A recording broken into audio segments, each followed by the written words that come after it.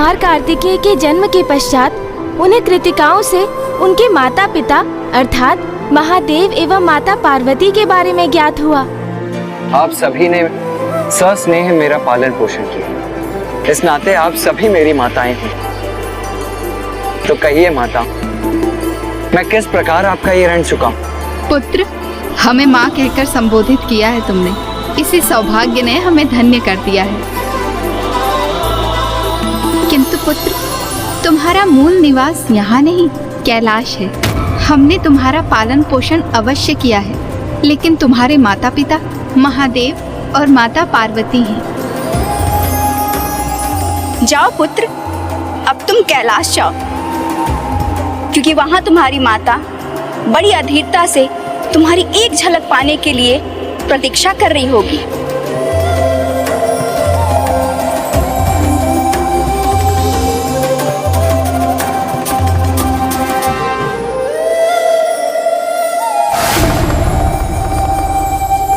महादेव, माता पार्वती, कदाचित कृतिका देवियां कुमार का पग प्रदर्शन कर रही हैं, क्योंकि अब तक कुमार में महायोद्धा होने की कोई भी योग्यता हमें दिखाई नहीं दी। किंतु एक बार बस वो महादेव और माता पार्वती के पास कैलाश लौट आए, उसके पश्चात उन्हें तारकासुर का वध करने की वो संपूर्ण दक्षता भी प्राप्त हो जाएगी। क्यों देवगण, उचित कह रहा हूं ना मैं?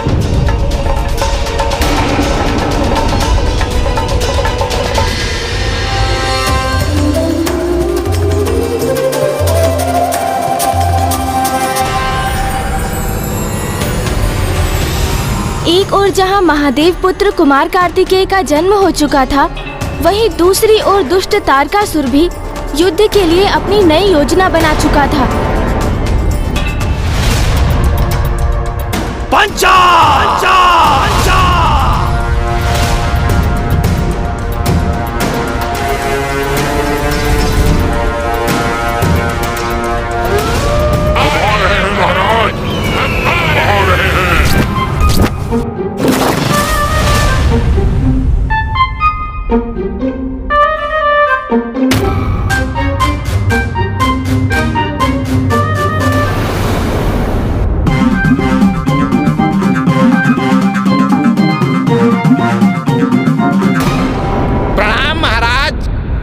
असुर उपस्थित हूँ। ये छोटा मोटा असुर महादेव पुत्र का वध करेगा?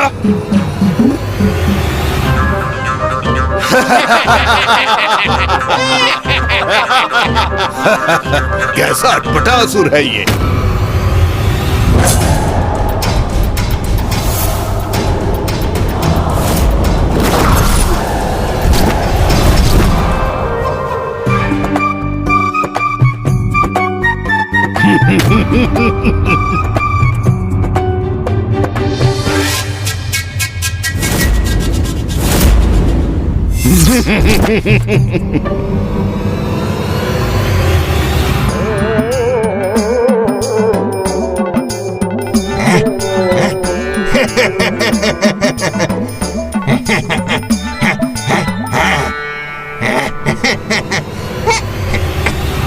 हम सब पुनः पीछे छूट गए और दुष्ट एकमासुर हम सबसे पहले पहुंच गया। अब वो सर्वप्रथम महाराज तक पहुंचने का श्रेय स्वयं ले लेगा और हम सब मुंह ताकते रह जाएंगे। पीछे हटो ना, फिर मुझे आगे जाने दो। शीघ्र पहुंचना है मुझे महाराज तक। आगे बढ़ो, अन्यथा मार्ग से हटाओ। मैं जाऊंगा, मैं जाऊंगा, मैं आगे जाऊंगा, मैं जाऊंगा।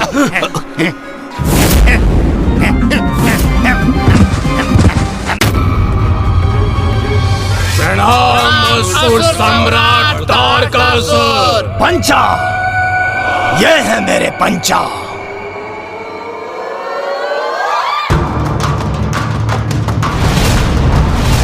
मृत्युदाता पंचा विदूषक बनकर किसी का भी विश्वास अर्जित कर लेते हैं। तो अपनी माया से उसे अंतहीन मृत्यु भी प्रदान कर सकते हैं।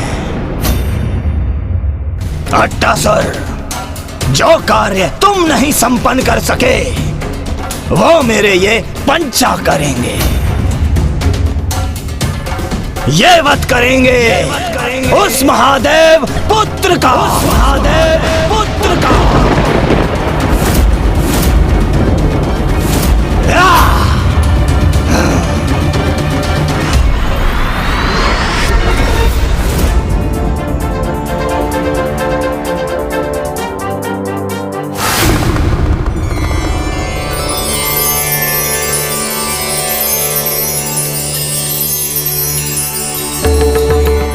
माता, माता एक बार आप बाहर आके देख लीजिए, हमने जो सजावट की है वो उचित तो है? जी नंदी जी। आइए।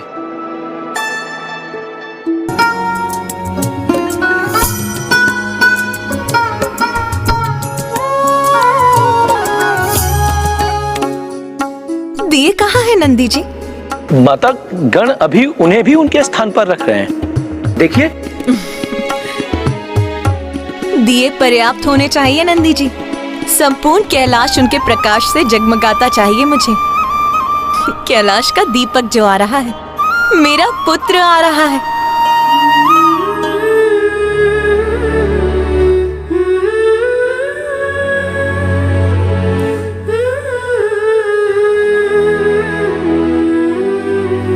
मेरा पुत्र कुशल तो है, उसे मार्ग मिल जाना चाहिए, कोई अवरोध नहीं आना चाहिए उसके मार्ग में। माता, क्या हुआ माता?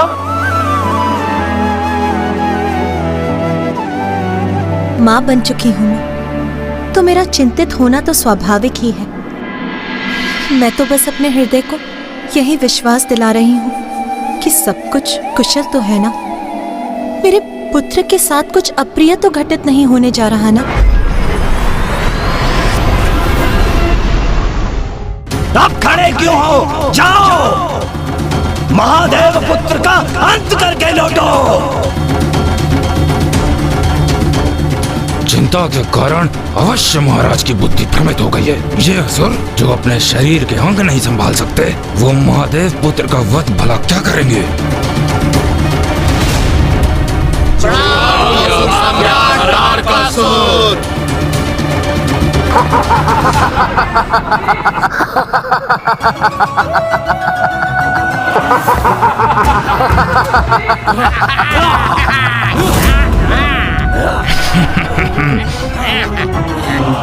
क्षमा कीजिए महाराज, किंतु ये वध करेंगे उन कुमार का? तनिक देखिए महाराज, ये सारे के सारे हंसी के पात्र हैं महाराज।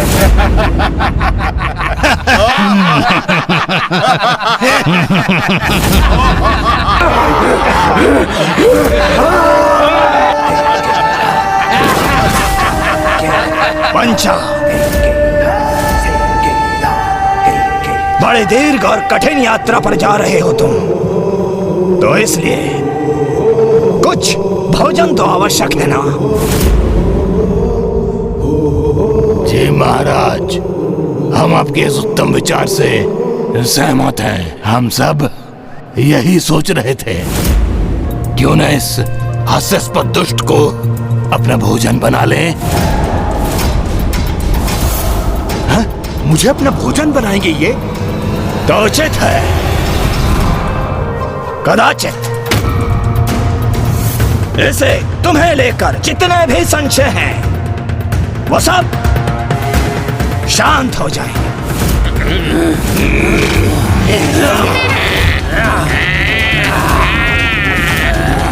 क्षमा महाराज, मैं तो केवल इसलिए हंस रहा था कि ये सारे के सारे कितने हास्यास्पद लग रहे हैं महाराज।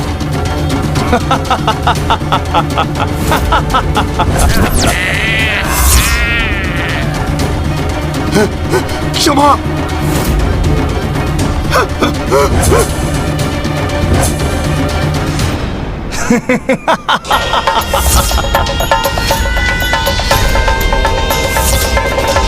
अरे, इन्होंने तो घेर लिया मुझे।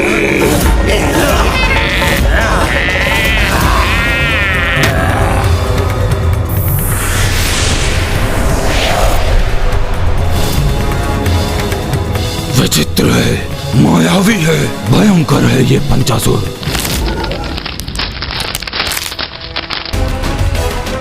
महाराज मुझे मुक्त करा दीजिए। अरे छोड़ो, जाने दो मुझे।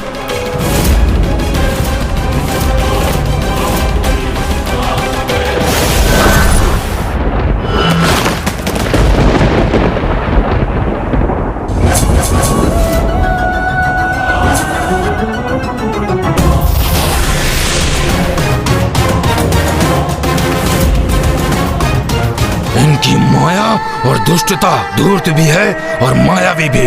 इनसे पार पाना तो किसी के लिए भी कठिन होगा, कदाचित महादेव पुत्र के लिए भी। इधर तारकासुर ने पंचासुर को विदा किया और उधर कुमार कार्तिकेय कैलाश की ओर बढ़ते हुए अपनी प्रथम चुनौती और परीक्षा का सामना करने वाले थे। ये वो परीक्षा थी जिससे ये निर्णय होने वाला था कि उनके सामर्थ्य को लेकर जो चिंता देवताओं को थी वो उचित थी अथवा नहीं। अर्थात कुमार कार्तिकेय के लिए जो प्रतीक्षा देवताओं ने की थी वो उचित थी अथवा नहीं।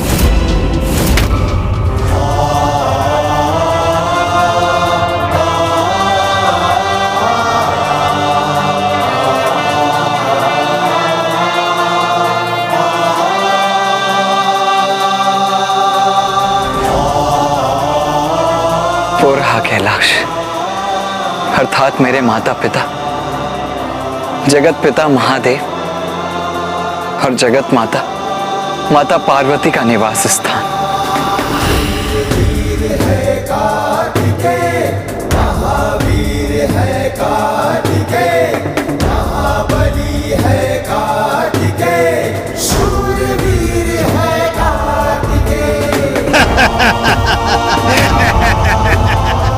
सब दोष तुम्हारा है मूर्ख। मुझे मूर्ख बोल रहा है? मुझे? अपना दोष मुझ पर बन रहे हो। तुम्हारे कारण ही भटके हम। कौन है ये? चलो हटो, अधिक मत बोलो।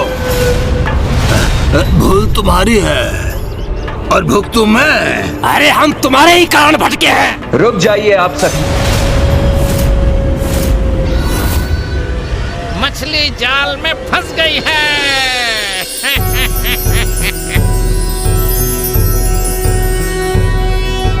योगीश्वरो महासेनः कार्तिकेयो अग्निनन्दनः स्कन्दः कुमारः सेनानिः स्वामी शंकर संभव। अच्छा, ये है महादेव के पुत्र कुमार। कितने तेजस्वी हैं ये कुमार। इस बालक कुमार को तो अपने जाल में फंसाकर इसका अंत करना तो बहुत सरल कार्य है मेरे लिए।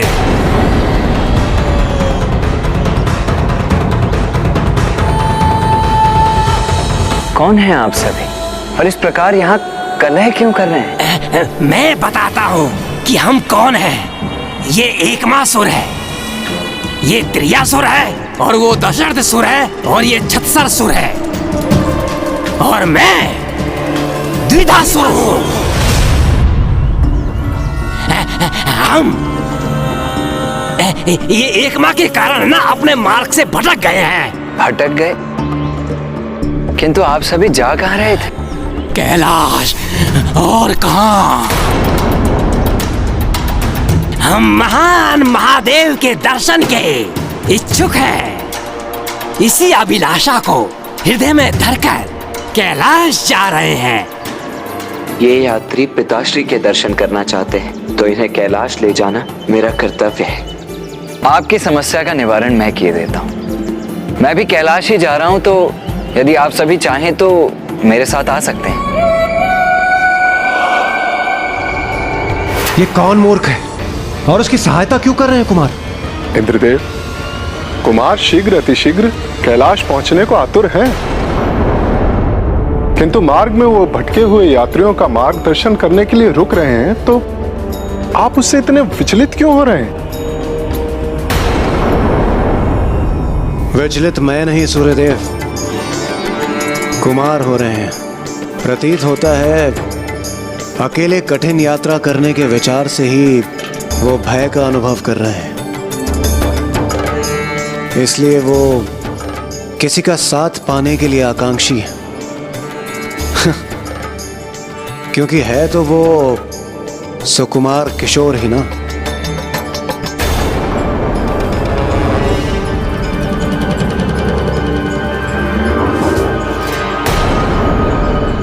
अरे वाह, नेकी और वो भी पूछ पूछ। हमारी समस्या का हल तो हो गया।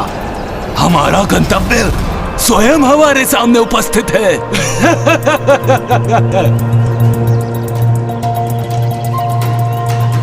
आइए।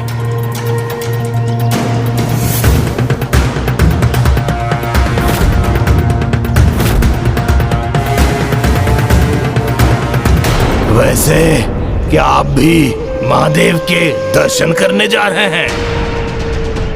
दुविधासुर, ये तो मात्र एक सरल बालक ही है। इसको अपनी ही बातों में उलझा के रखना और अपना कार्य सरल हो जाएगा। आपने अपना परिचय नहीं दिया। मेरा परिचय वो तो मुझे महादेव और माता पार्वती ही देंगे। अच्छा, आप इतना ही बता दीजिए, आपका नाम क्या है? मुझे मेरा नाम भी महादेव और माता पार्वती से ही प्राप्त होगा। दिवंगत नहीं, स्वर्गवासी नहीं, हम वीरों द्वारा मारा गया। अब तो उन्हें ऐसा ही कोई नाम रखना पड़ेगा।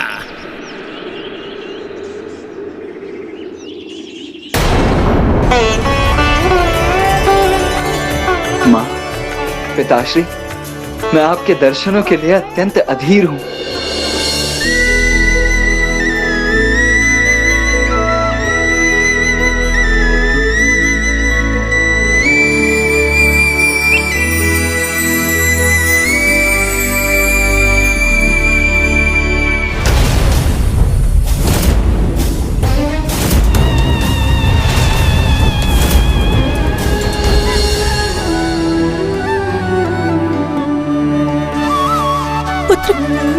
पुत्र कहाँ हो तुम?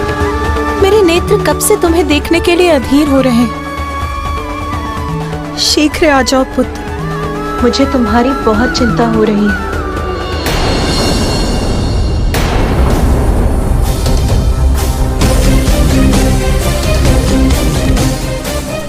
ये बालक तो जैसे कैलाश की ओर दौड़ रहा है।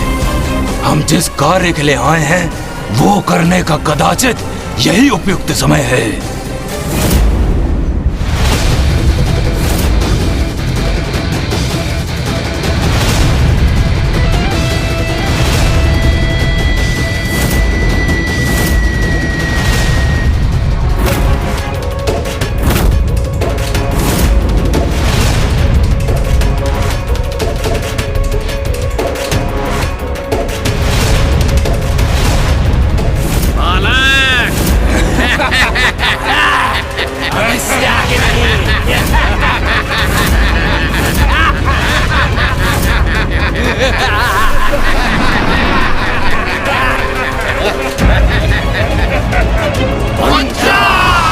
मुझे यहाँ क्यों फंसाया है तुम लोगों ने?